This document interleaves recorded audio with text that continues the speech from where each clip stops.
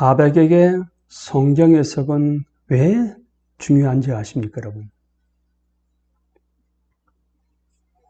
우리는 똑같은 성경을 읽고도 각각 놀라울 정도로 서로 다른 결론에 도달합니다. 유일하신 삼위일체 하나님의 말씀임에도 불구하고요. 그래서 그 질문이 나오는 겁니다. 왜 그렇게 해석이 다른 것인가? 라는 것을 우리가 알기 위해서는 먼저 해석이란 것이 뭐냐는 겁니다. 해석이라는 게 도대체 뭐냐?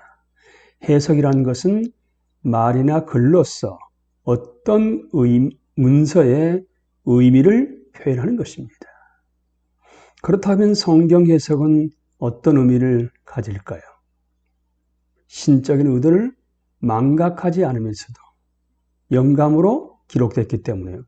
궁극적인 저자가 하나님이시기 때문에 신적인 의도를 망각하지 않으면서도 영감받은 인간 저자의 의미를 충실하게 전달하는 것이 여러분 성경 해석입니다. 성경 자체가 성경적인 해석의 필요성을 우리에게 말해주고 있습니다. 바울은 디모데후서 2장 15절에서 이렇게 디모데에게 권면하고 있습니다. 그대는 진리의 말씀을 올바르게 가르치는 부끄러울 것 없는 일꾼으로 하나님께 인정을 받는 사람이 되기를 힘쓰십시오. 올바로 가르치는 진리의 말씀을. 그러하게 되면 성경 말씀을 올바르고 해석하고 적용을 하고 가르쳐야 되겠죠. 시편 기자는 119편 시편에서 이렇게 기도합니다. 내 눈을 열어주십시오. 그래야 내가 주님의 법 안에 있는 놀라운 진리를 볼 것입니다. 하나님이 우리의 눈을 열어주시지 않는 한 주님의 법 안에 있는 놀라운 진리를 볼 수 없다는 것이지요. 바울은 모든 편지에서 이런 것을 두고 말하고 있는데 그 가운데는 알기 어려운 것이 들어 있어서 무식하거나 믿음이 굳세지 못한 사람은 다른 성경을 잘못 해석하듯이 그것을 잘못 해석해서 마침내 스스로 파멸에 이르고 말 것입니다. 말씀이 나와 있죠, 여러분. 다른 성경을 잘못 해석하듯이 그것을 잘못 해석해서 어디에 나온 말씀인지 아십니까? 베드로후서 3장 16절에 사도 베드로를 통해서 우리에게 알려주는 말씀입니다. 또한 에베소서 4장 11절 12절 말씀입니다. 그분이 어떤 사람은 사도로, 어떤 사람은 예언자로, 어떤 사람은 복음 전도자로, 또 어떤 사람은 목사와 교사로 삼으셨습니다.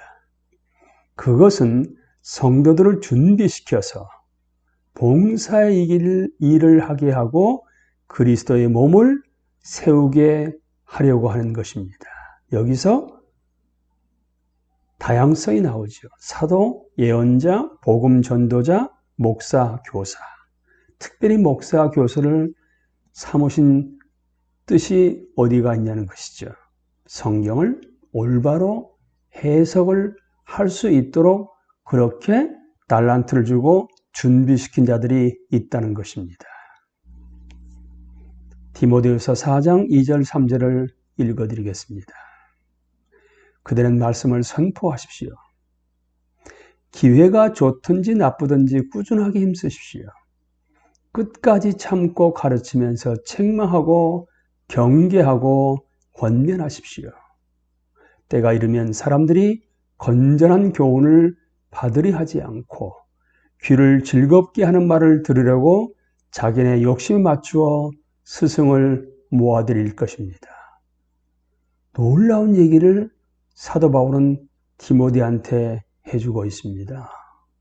때가 이르면 사람들이 건전한 교훈을 받으려 하지 않고 귀를 즐겁게 하는 말을 들으려고 자기네 욕심에 맞추어 스승을 모아들일 것입니다. 이런 시대가 지금만 있는 것이 아니었고 초대교회 때부터 있었다는 것을 일깨워주고 있습니다. 언어와 문화는 성경 해석이 필요하다는 것을 말해주지요. 성경이 기록된 히브리어, 아람어, 헬라어, 그 당시의 고대 근동의 문화 등등은 지금 우리가 살아가는 시대와는 다릅니다. 어떠한 의미에서 번역은 그래서 가장 기본적인 형태의 해석인 것이지요. 일반 독자는 원어로 기록된 본문을 이해할 수가 없기 때문에 원문은 지금 우리가 읽을 수 있는 성경의 언어로 번역되어야만 합니다. 그런데 모든 언어에는 문화적인 요소와 역사적인 배경이 전제되어 있습니다. 그렇기 때문에 같은 숫자의 어휘를 사용하거나 문법적으로 정확하게 병행을 이루게 한다고 해서 제대로 표현되는 것은 결코 아닙니다. 따라서 독자는 하나의 본문에 대한 추가적인 연구와 설명 그리고 해석이 필요하게 되는 것이지요. 예를 들어 드릴까요, 여러분? 마태복음 1장 18절에서 19절입니다. 예수 그리스도의 태어나심은 이러하다. 그의 어머니 마리아가 요셉과 약혼하고 나서 같이 살기 전에 마리아가 성령으로 잉태한 사실이 드러났다. 마리아의 남편 요셉은 의로운 사람이라서 약혼자에게 부끄러움을 주지 않으려고 가만히 파혼하려 하였다. 여러분, 약혼을 했는데 결혼도 하지 않았는데 파혼을 해야 한다고요? 그런데 고대 유대 관습에서 약혼 관계를 파기하기 위해서는 이혼의 절차가 반드시 필요했습니다. 우리가 유대인의 관습을 그렇게 알게 되면 설명은 가능하지만 이거를 어떻게 번역할 것입니까, 여러분? 쉽지가 않죠. 지금 현재 우리가 말하고 있는 그 단어들이 함의하고 있는 내용과 그 당시의 약혼의 함의가 다르다는 것을 명확하게 알았다 하게 되면 그렇게 쉽게 번역한다는 것이 만만치가 않은 것이지요. 또한 누가복음 9장 23절에서는 예수님이 이렇게 말씀하셨습니다. 나를 따라오려는 사람은 자기를 부인하고 날마다 자기 십자가를 지고 나를 따라오느라. 그런데 자기 십자가를 지고를 이렇게 해석한 분들이 지금도 있지요.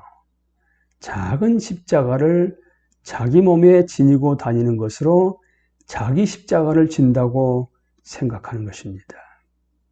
그것이 그런 의미겠습니까, 여러분? 다양한 시대와 문학 장르, 성경의 애언과 성취 구조를 잘 이해하는 사람은 성경의 개별적인 본문을 보다 확신 있게 다룰 수 있게 되는 것입니다. 그러니까 다양한 시대와 문학 장르, 예언과 성취 구조를 잘못 이해하게 되면 자기 식대로 성경을 해석하게 되는 것이지요. 또한 하나님의 계획이 점진적으로 계시되었고 성경은 통일성을 가지고 있다는 점에서 볼 때 하나님의 계획을 전체적으로 조망하는 사람은 성경의 개별 본문을 더 잘 이해할 수 있을 것입니다. 중요한 것은 여러분 맥락, 문맥입니다. 영어로 컨텍스트죠. 텍스트는 컨텍스트를 떠나서는 제대로 해석될 수가 없습니다. 더 폭넓은 성경 문맥이 우리로 하여금 어떠한 개별 본문을 더 잘 이해하는 데 도움을 주지요. 그래서 히브리서 기자는 이렇게 말씀하고 있습니다. 하나님께서 옛날에는 예언자들을 통하여 여러 번에 걸쳐 여러 가지 방법으로 우리 조상들에게 말씀하셨으나 이 마지막 날에는 아들을 통하여 우리에게 말씀하셨습니다. 하나님께서는 이 아들을 만물의 상속자로 세우셨습니다. 그를 통하여 온 세상을 지으신 것입니다. 그는 하나님의 영광의 광채시여 하나님의 본체대로의 모습이십니다. 그는 자기의 능력 있는 말씀으로 만물을 보존하시는 분이십니다.